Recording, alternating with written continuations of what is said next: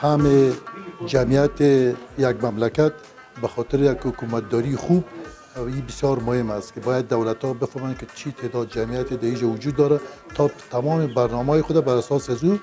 پیریزی کنند و از این خاطر ایجاب بکنه که هر شهروند در افغانستان باید تذکره الکترونیکی داشته باشه و تذکره الکترونیکی مزیتش نسبت به تذکره‌های سابقی است کم به صورت سریع میشه تمام معلومات ها را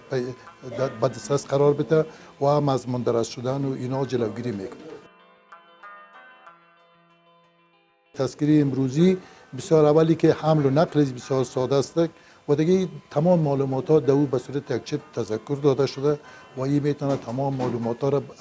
داشته باشه و دیگه ای که مندرس نمیشه یعنی کونه نمیشه و در وقت و در جایی که بخوایی میتونه توسط ریدرها خوانده شود تمام معلومات ها را